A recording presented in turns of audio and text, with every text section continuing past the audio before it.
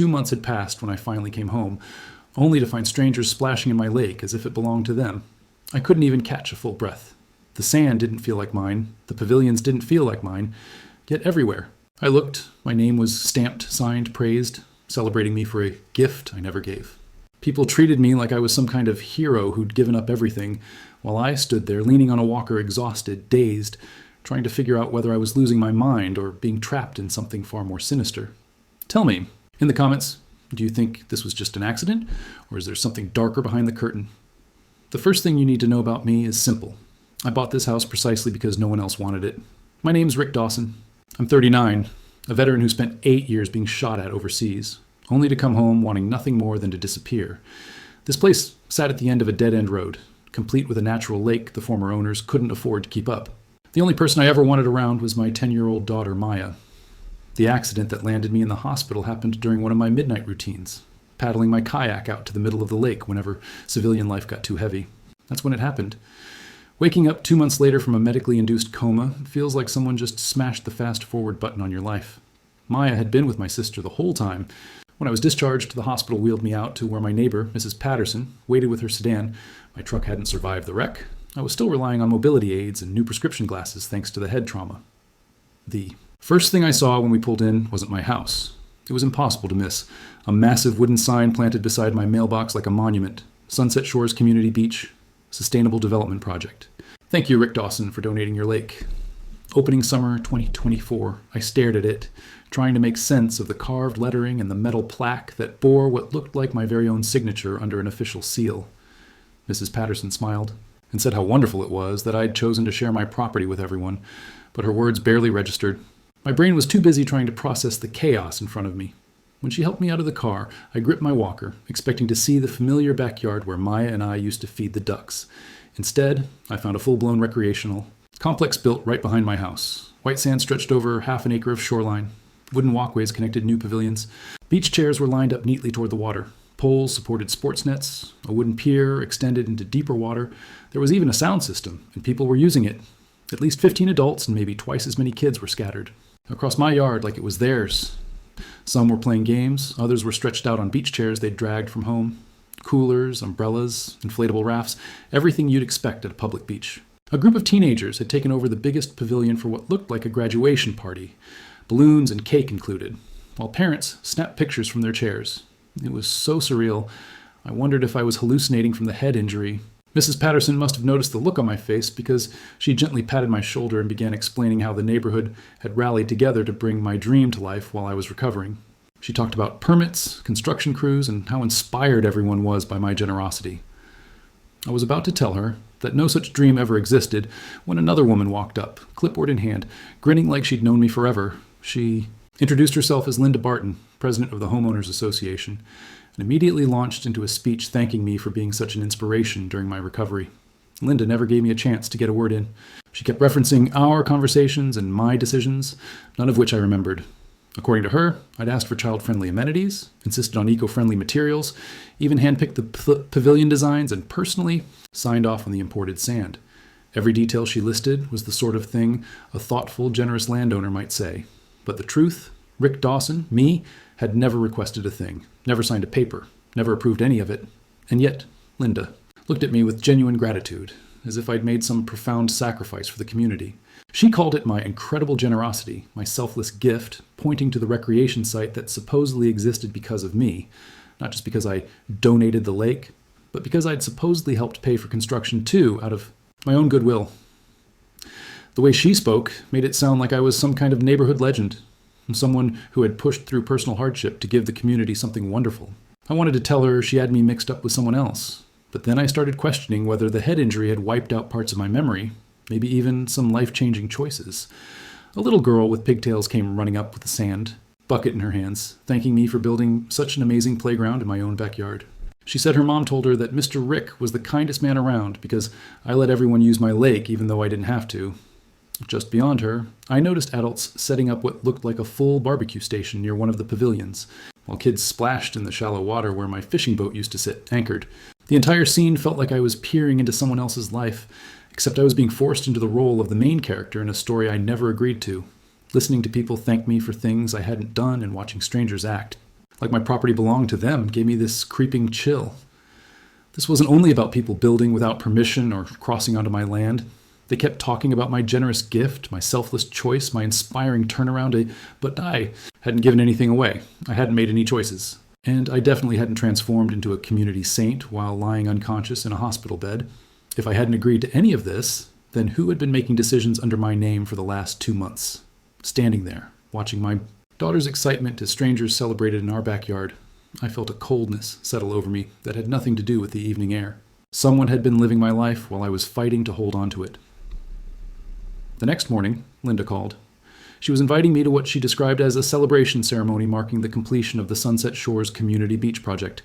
She explained they had been planning this for weeks, deliberately timing it with my release from the hospital so the community could properly show their appreciation. I tried to tell her I was still recovering and wasn't ready for public events, but she insisted I had to be there since I was the guest of honor. She mentioned local officials would be attending, along with members of environmental councils and even a crew from the local news station. The ceremony was set up behind my house in what used to be my backyard. A small platform stood near the biggest pavilion, and rows of folding chairs lined the imported sand. By the time I arrived with my walking aid, nearly 100 people had already gathered. Families I had never seen before, but who apparently lived somewhere in the sprawling subdivision surrounding my property. Linda met me at the entrance and quickly steered me toward the front, introducing me to officials and community leaders who all wanted to shake my hand. Over and over I heard words like local hero and inspiring example as people patted my shoulder and praised me for my supposed generosity. The entire event looked far too polished for a neighborhood get-together. They had professional sound systems, microphones, speakers, and even a banner stretched across 2 poles that read, "Thank you, Rick Dawson, for your service to our community." It was obvious someone had poured both money and effort into this, which left me wondering, how long had they been preparing to honor a version of me that didn't exist? The whole setup felt more like a campaign rally than a casual thank you party, complete with an official podium and high-end photography equipment. When Linda stepped onto the stage, she opened by thanking everyone for celebrating what she called Rick's vision. The phrase made my skin crawl because I had never had any such vision. She spoke about my military background and claimed that my instinct for service had naturally carried over into civilian life, leading me to generously donate my lakefront property. Her speech painted me as a man so committed to community that I'd offered up my most prized possession so that families who couldn't afford lake vacations could have one. According to her, this act of generosity and leadership was what made our neighborhood such a special place to live. The audience erupted in applause while I sat in the front row, listening as though she were describing a complete stranger. Then Linda announced a surprise video presentation featuring my own words about community sharing and environmental stewardship. A giant screen dropped from a frame they'd built just for the event. Suddenly, I was watching what looked like footage of myself speaking passionately about how selfish it was to keep natural resources private when they could serve so many families. The video showed me standing around my property, gesturing toward the lake, talking about sustainability and responsibility. But then, my blood turned cold. Those clips weren't new. They were taken from interviews I'd given years earlier during my military service. Someone had meticulously edited my old statements, cutting and splicing until they formed brand new sentences about lakes and neighborhoods. Words I'd once spoken about serving something greater than yourself, originally about the military, were now repurposed to sound like I was talking about donating my land. A comment I had made about soldiers sacrificing for civilians was twisted into a statement about sharing resources with neighbors. The edits were flawless. To anyone who didn't know the original footage, it looked like my genuine beliefs about community property. But I knew exactly where every line had come from. The video wrapped up with what seemed to be newly filmed footage of me staring straight into the lens and declaring, "Keeping a lake only for yourself is pure selfishness." But when a lake is shared with neighbors, it becomes a treasure of joy for generations. The audience erupted, clapping and cheering at what they believed was a profound statement, while I sat frozen, struggling to comprehend how they had produced such realistic footage of me saying words I had never spoken. The person on screen was indistinguishable from me. Same voice, same mannerisms, even wearing clothes from my own wardrobe. Yet I had absolutely no memory of ever recording that message. And considering I'd been in a coma for 2 months, I couldn't begin to explain how such recent footage was even possible. Once the video ended, Linda stepped up and invited me to the podium to address the crowd, asking me to share my thoughts on the project's completion. I rose shakily, legs unsteady, still trying to digest what I'd just witnessed, and faced a sea of eager faces awaiting the words of their so-called community hero. I leaned into the microphone, ready to explain that some terrible mistake had been made, that I had never agreed to any lake sharing project and had no memory of the conversations or decisions they were all referring to. But before I could get a word out, a man in the third row jumped to his feet, his chair screeching back, and shouted, "Rick Dawson is the kind of hero this country needs more of." The crowd erupted once again, cheers and applause so thunderous that I could barely think. People leapt to their feet, clapping and hollering with such intensity that my attempts to wave them down went unnoticed. I pressed closer to the microphone, desperate to tell them I wasn't any kind of hero and that my involvement in this so-called beach project was one giant misunderstanding. But then a woman near the front began chanting, "Thank you, Rick. Thank you, Rick." Within moments, half the crowd had joined in, their voices blending into a deafening chorus that drowned out anything I might have said. From the side of the platform, Linda beamed proudly, nodding as though this overwhelming reaction was exactly what she'd hoped for. Two security volunteers in matching polos stepped closer, placing themselves between me and the audience in what looked like protective formation. When I tried to step back from the podium, hoping to retreat from the chaos, one of them clasped my arm. Not harshly, but firmly enough to steer me back toward the microphone. He leaned in, whispering about how the community needed to hear from me, how vital this moment was for everyone who had poured their energy into the project, but the pressure of his hand on my arm felt less like support and more like restraint, making it clear that walking away wasn't really an option. I raised my voice over the roar of the crowd, trying to push the words out, "There's been a mistake." But before I could finish, a sharp, hostile voice cut through the noise from the back. "Why are you trying to ruin this for everyone?" The words blindsided me. Instantly, the cheering faded as people twisted in their seats to see who had spoken. An uneasy hush settled over the gathering, dozens of eyes fixed on me, waiting for my reply to what sounded less like a question and more like an accusation. The grip on my arm tightened slightly, and in that moment I realized I was no longer being seen as the victim of some trick, but as the obstacle. I tried again to explain, but the crowd surged back into cheers, their applause booming so loudly it swallowed my voice entirely. I stood trapped at the podium, silenced, watching strangers celebrate a false version of me that had never existed, while somewhere in the crowd, the real architects of this charade were no doubt smiling at how flawlessly their plan had played out. Later that night, I finally opened the folder Linda had handed me. What I found inside made my stomach sink like a stone dropping into deep water. The very first page carried the title Temporary Usage Donation Agreement, and it was dated 3 weeks before my accident, a time period I remembered with absolute clarity. The document claimed I had willingly allowed the Homeowners Association to build recreational facilities on my lakefront property for 5 years, with the possibility of renewal if both parties agreed. At the bottom was a signature that looked exactly like mine, down to the tiny flourish I always add to the letter D in Dawson. But I knew, beyond any doubt, that I had never signed it. Hands. Trembling, I flipped through the rest of the folder. Page after page contained what appeared to be my genuine signature, authorizing different stages of the lake development. I slammed the stack onto my kitchen table with such force that my coffee mug toppled, spilling across the surface. The dark liquid spread toward the papers like it meant to wash them clean. My chair screeched as I shoved back from the table, pulse pounding as I tried to make sense of it all. Someone hadn't just forged my signature with terrifying precision.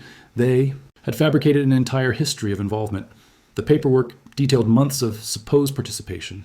Me selecting sand types, approving pavilion designs, even agreeing to contribute $15,000 toward construction. Each signature was flawless, not only matching the shape of my handwriting, but mimicking the pressure, the strokes, the rhythm of my pen, perfect replicas of my own hand.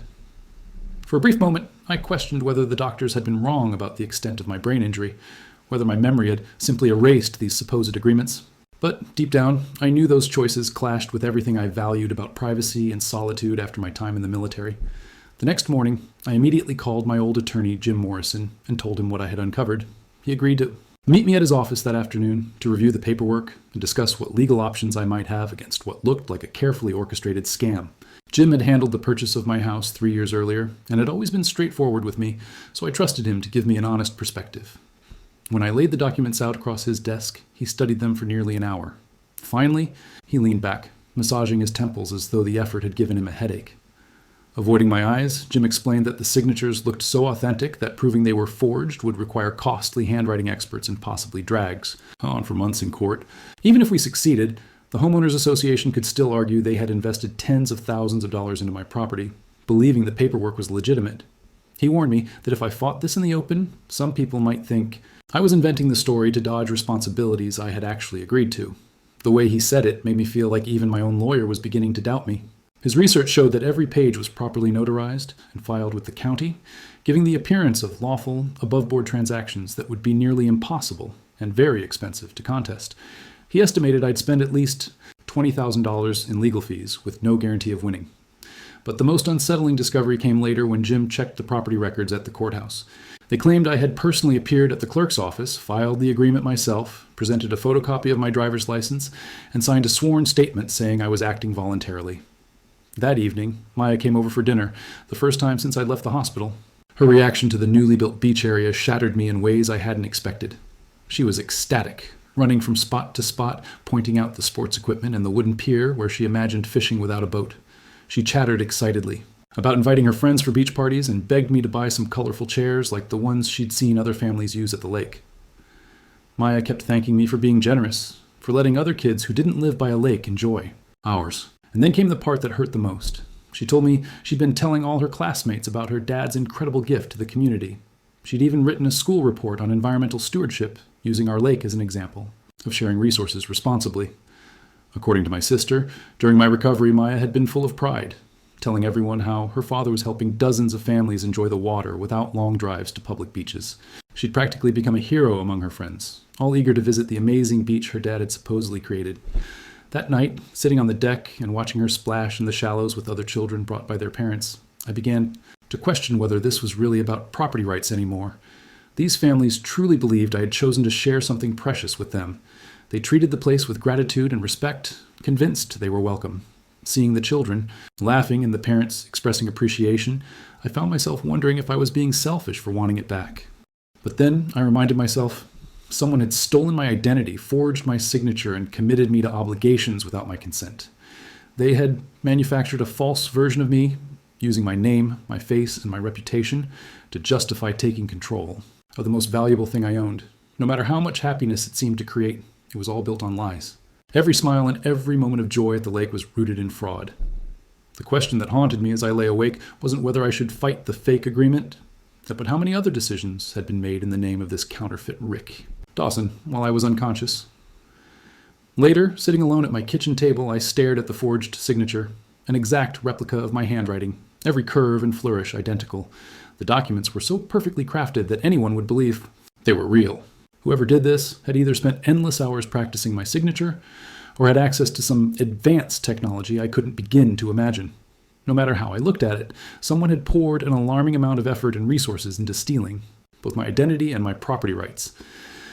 As I ran my finger across the forged signature, a dreadful realization sank in.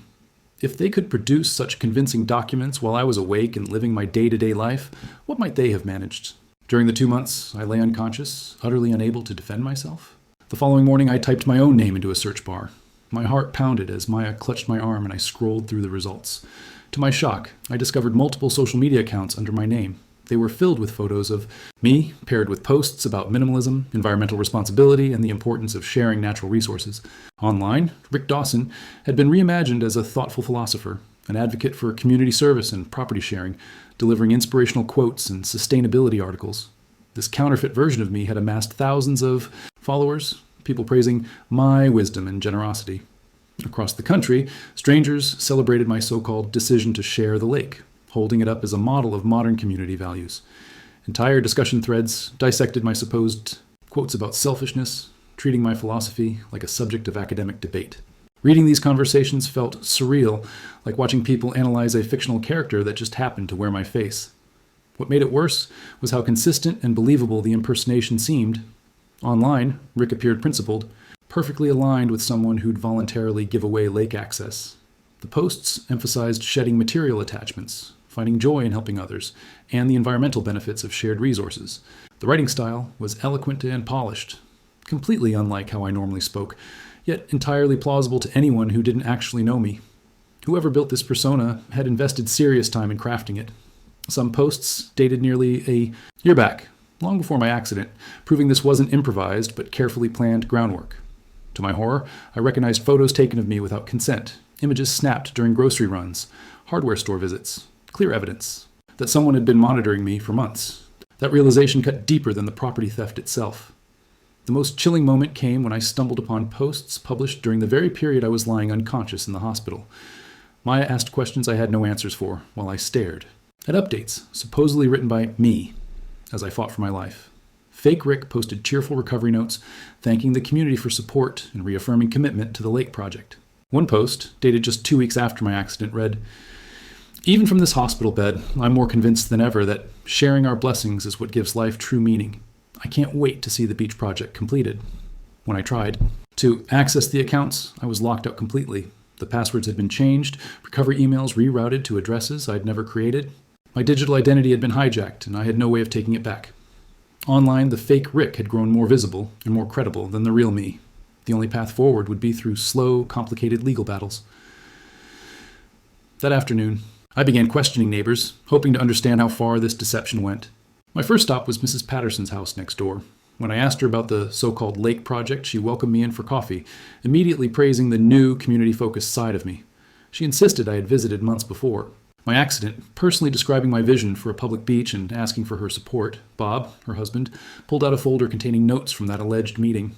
Inside were sketches, diagrams, and pages of handwriting that looked exactly like mine. The drawings outlined pavilion placements and sports equipment layouts, detailed enough to suggest real planning had gone into it. According to Bob's notes, I had claimed that the idea of sharing the lake had been on my mind for years, and that my accident finally pushed me to recognize what mattered most. He even showed me a business card I had supposedly handed him, printed with my name, my phone number, and the title, Community Development Consultant. I had never used such a title, nor had I ever run a business like that.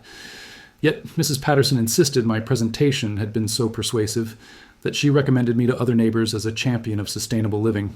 She recalled how I had spent hours walking the neighborhood, speaking to families about community ownership, and encouraging them to let go of traditional notions of private property. She said I'd been deeply enthusiastic about the environmental benefits of sharing the lake, insisting that several families making use of one shoreline was far more sustainable than everyone buying their own stretch of waterfront. She recalled me once saying, keeping such a beautiful natural resource all to myself would be selfish. As I walked home, it hit me. This fake Rick hadn't only lived online or in paperwork. He'd been in my neighborhood for months, talking to my neighbors face to face, carefully winning support for the beach project through personal conversations. I had no memory of anyone who looked or sounded like me, who knew enough details about my life to come across as believable, methodically laying the groundwork to steal my property. The whole scheme was so elaborate it felt impossible for a single person to have pulled off. I started to wonder if I was up against something much larger, more organized, but the thought was cut short the moment I reached my front door. Maya rushed up, eyes filled with tears, asking if what people were saying online was true, that her dad had been living a fake life, that the man she knew wasn't really me. I soon found the post in question, supposedly written by me during my coma, already flooded with thousands of likes. I froze when I saw the timestamp, 3:15 a.m. on a Tuesday. The exact time hospital records showed I was in emergency surgery to relieve brain swelling. For days, I tried to prove the online accounts were fraudulent, but every lead collapsed into another dead end. And then Maya, without realizing it, changed everything. She'd been working on a school project about local heroes and chose to make a short video about her dad's lake donation. Just a simple clip of a 10-year-old girl standing on our deck, explaining why she was proud of what she thought I had done. She described how Mr. Rick Dawson had gone from being private to embracing community sharing. Her honesty made the video powerful, but she unknowingly added details that unraveled their entire story. Maya explained how shocked she was by my decision because I had always cherished peace and quiet after military service. She said crowds made me anxious, and that I had deliberately chosen our secluded home to avoid neighborhood gatherings.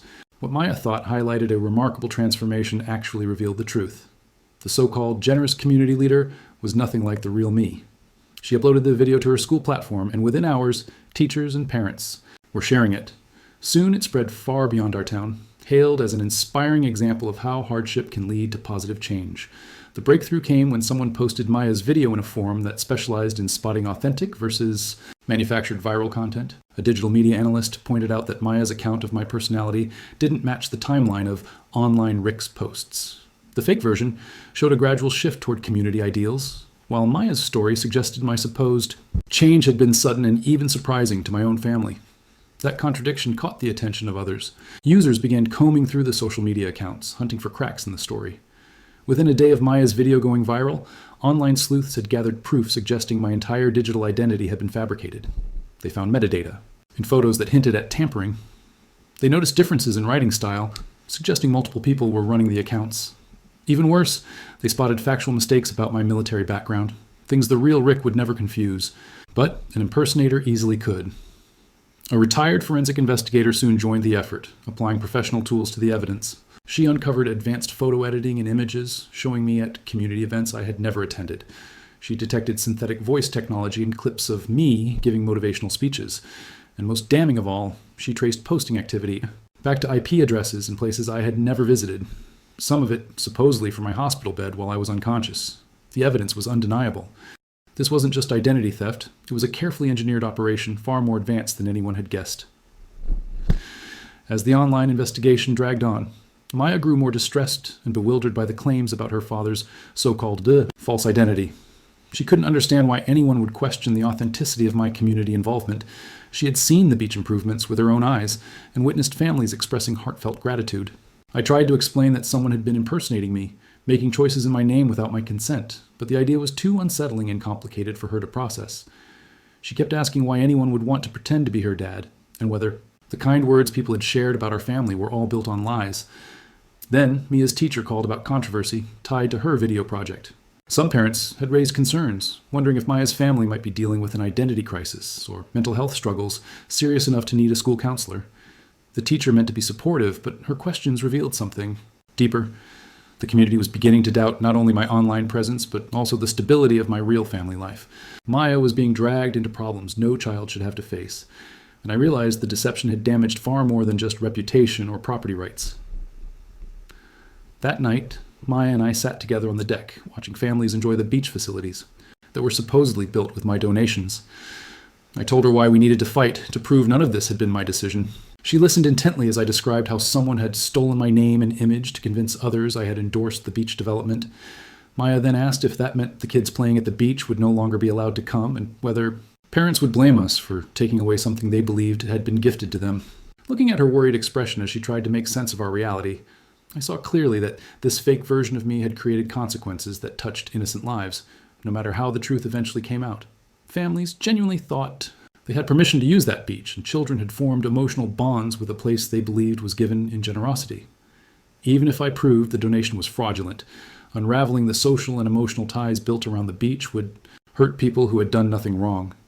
The perpetrators had been clever, making themselves nearly impossible to expose without collateral damage. Yet, as I watched confusion in Maya's face shift into determination, I realized she understood something essential that I was only beginning to grasp myself. The truth was still worth fighting for, even if it meant letting down people who had believed a lie.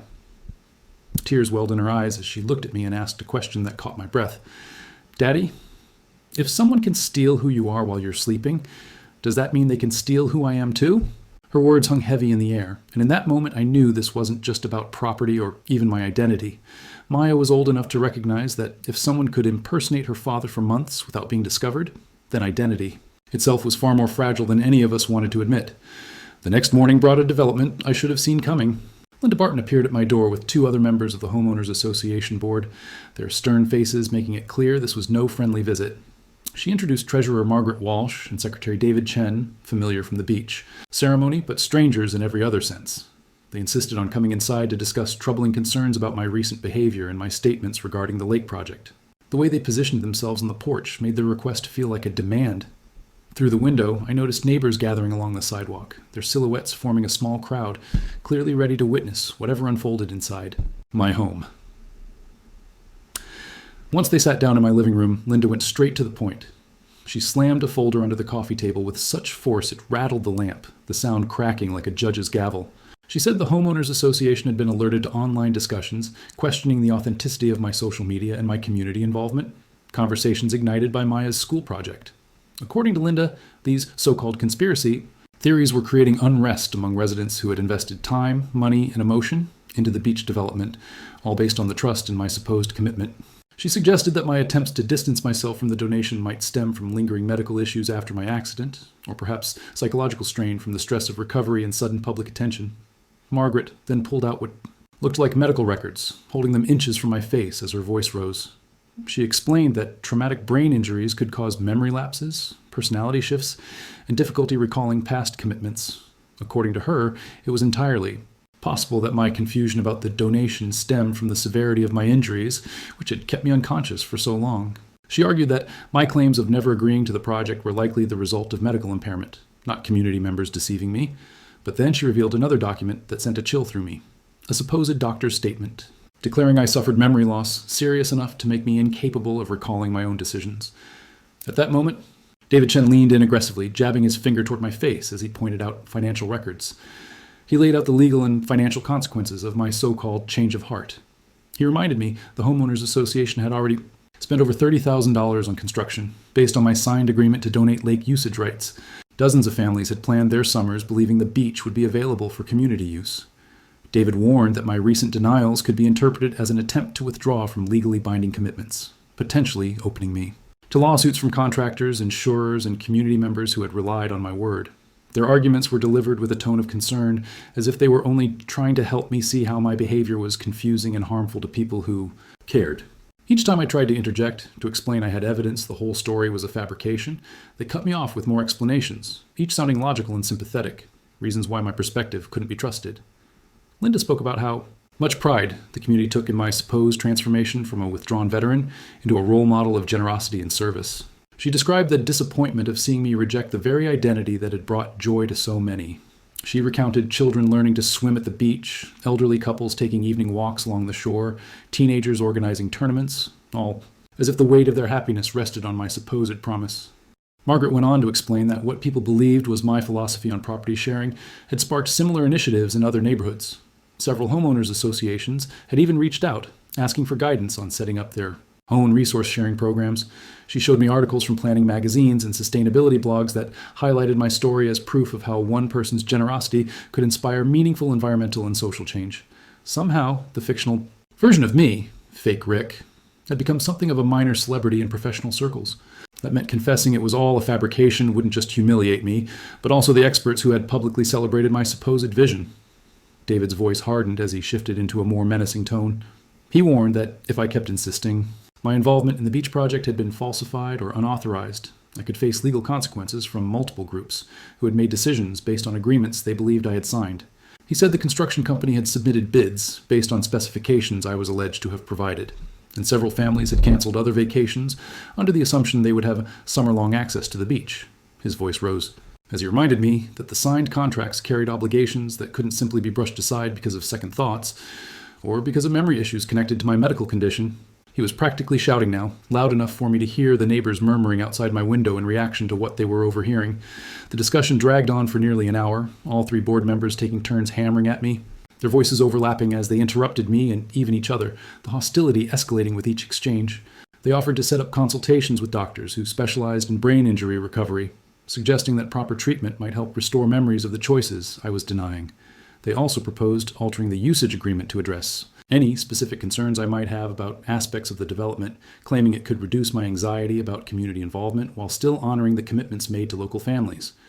But every offer felt like bait, each one a carefully laid trap meant to force me into admitting that some part of their version of events was true. The entire time, I kept waiting for the chance to reveal that I had proof showing the story was completely fabricated. Yet every attempt I made to speak was quickly drowned out by another polished argument, designed to paint me either as mentally unfit or morally selfish for wanting to undo something that was supposedly bringing joy to so many people. It was obvious they had come prepared, anticipating every objection I might raise with counters that made me sound unreliable or even cruel. By the time they finished, I felt less like a victim of fraud and more like a suspect being interrogated for committing it. Outside, the group of neighbors had grown larger, their shadows pressing against my windows, their whispers carrying a weight of suspicion. When they finally asked for my response, I said I needed time to think it over and consult my lawyer before making any statements about the beach project.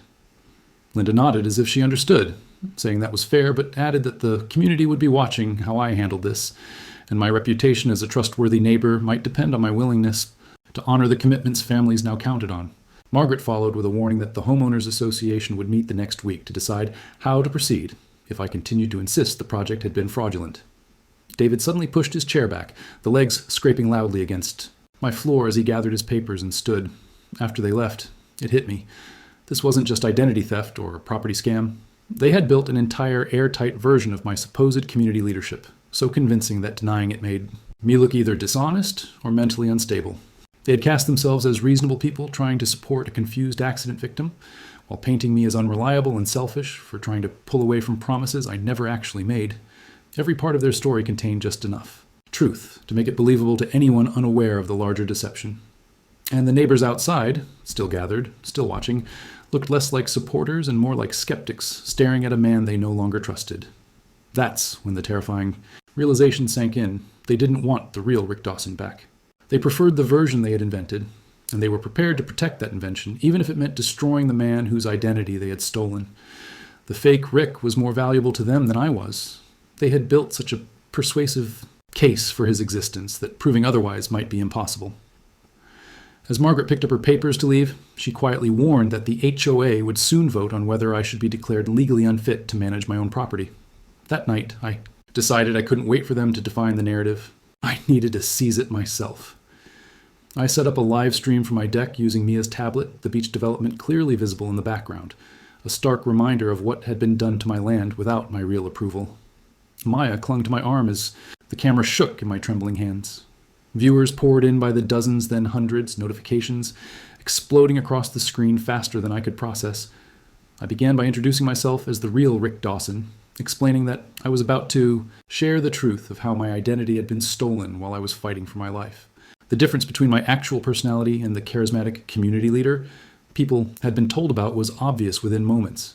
The chat exploded with comments pointing out how, unlike the so-called philosopher from social media, I walked them through the deception step by step, starting with the forged contracts that supposedly showed I had granted lake access rights to the community. My voice shook as I read the agreements aloud, holding up copies of signatures that matched mine perfectly, but which I had never written. I explained how someone had gone to great lengths to manufacture documents convincing enough to fool anyone. Halfway through, Maya joined me on camera, and her presence gave the broadcast a credibility no piece of evidence could match. She spoke about how baffled she had been by everyone's claims of her father's sudden transformation, since the Rick Dawson she knew had always valued privacy and solitude above community spotlight. Maya brought up clear examples of how I behaved, in ways that didn't match the community-minded image others had assigned to me, like skipping neighborhood gatherings and avoiding small talk with people I barely knew. Her simple but honest observations became powerful evidence that the story of the generous lake donor was just that, a made-up version of me, not who I truly was. The live stream drew thousands of viewers in its very first hour, many of whom had already been following the online investigation sparked by MA's original video project. The comment section exploded with insights from people who had backgrounds in digital forensics, identity theft, and organized fraud. They quickly identified the hallmarks of a professional deception effort. Several legal experts chimed in as, well, stressing that the document forgeries and identity manipulation I described could qualify as serious felonies, crimes that carried long prison sentences for anyone involved. The consensus was unmistakable. This wasn't the work of one person, but of a highly coordinated group. As the stream went on, viewers began sharing their own findings, creating a live, crowdsourced investigation that uncovered evidence faster than I ever thought possible. Experts joined in the chat, offering to analyze files and give professional opinions. The most striking moment came when a former investigator recognized the exact strategies often used by interstate identity theft, rings targeting people with valuable assets. Someone else identified the specific software likely used to generate the voice clones, while another participant linked it to companies specializing in online reputation control for wealthy clients. The breakthrough arrived when a cybersecurity professional uncovered metadata in one of my fake social media photos. It showed the file had been processed with editing software tied to a computer on a specific IP address. Within minutes, other viewers traced that IP back to Linda Barton's home network. That was the smoking gun, directly connecting the homeowners. Association president to the fake accounts. My breath caught and my hands shook as I read the discovery aloud, but the chat exploded with excitement. Thousands of people had just witnessed the live exposure of a long-running criminal conspiracy. Then, just as I announced the incriminating IP address, a heavy pounding rattled my front door. The sound carried through the stream, and the audience heard it too. The camera shook as I turned toward the noise. In the chat, people instantly speculated about who might be trying to shut me down. Maya clutched my arm tightly. Through the window I saw neighbors gathering on the lawn, their faces lit by porch lights and phone screens. The timing felt too precise to be coincidence. It was as if someone monitoring the broadcast realized the truth was spilling out to thousands. Meanwhile, digital forensics experts in the chat highlighted more evidence of manipulated images and AI-generated voices, proof of a deliberate, long-term effort to fabricate convincing false content. Financial analysts dug up suspicious money transfers, tracing them through shell companies and multiple accounts that suggested the beach development was financed through a layered scheme run by the HOA board. Legal professionals added that this looked like a mix of mail fraud, wire fraud, and federal identity theft crimes, charges that could bring decades of prison time. By the end of my 3-hour stream, the audience had pieced together enough evidence to form a detailed criminals complaint ready for state and federal authorities. Not only had we proven my identity was stolen and my property rights trampled, but we had also uncovered what looked like an organized crime network that may have victimized others, not just me. Viewers from other states began mentioning eerily similar HOA-related fraud cases, hinting this might be part of a larger web spanning multiple regions. The most satisfying moment of the night came when someone dropped a link in the chat to Linda Barton's real social media profile. It had since been made private, but cached search results still showed it. Screenshots revealed Linda openly documenting her involvement in the beach project, photos of her meeting contractors, inspecting construction progress on my land. Worst of all were posts where she bragged about the boost in property values the development would bring, exposing her true motive, profit, not community spirit or environmental care as she had claimed. Maya stayed up late to watch the stream's final hour. Seeing her bright face as viewer after viewer confirmed our story gave me hope that maybe, just maybe, we could reclaim what was ours. She asked me if all this evidence meant people would finally understand that we never agreed to share the lake, and whether the families who had been using the beach would realize they had been misled, not rejected. I told her the truth was finally surfacing, but it might take people time to absorb it.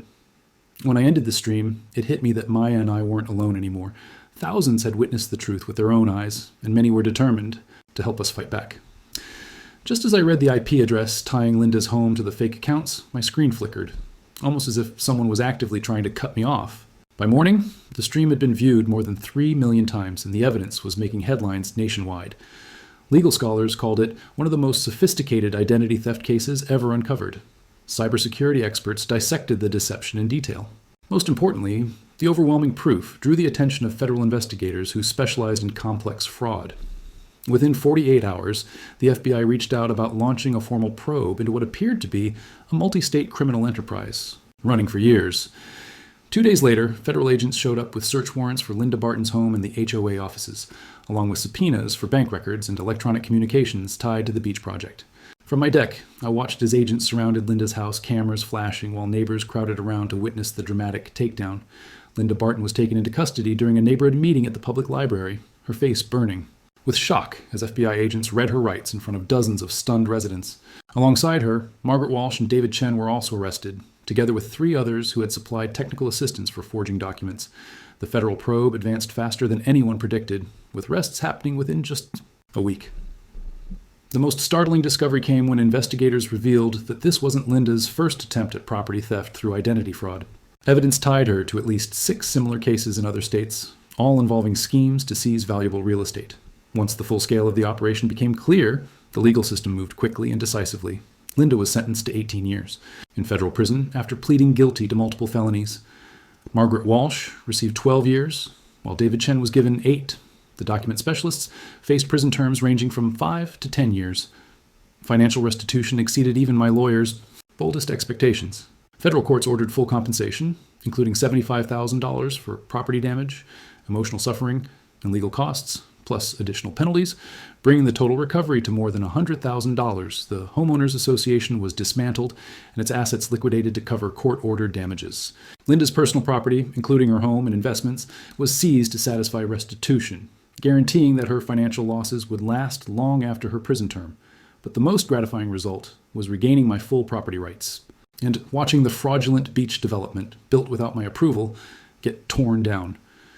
Federal marshals oversaw the demolition of unauthorized structures, and I personally ripped out the "Thank you, Rick Dawson, for your lake donation" sign, hurling it to the ground with more satisfaction than I'd felt in months. I immediately planted a new one that read, "Rick's Lake, the real one, not the imitation." Contractors who had been misled were reimbursed through seized assets, ensuring that no innocent parties were left bearing losses. The community's response was divided.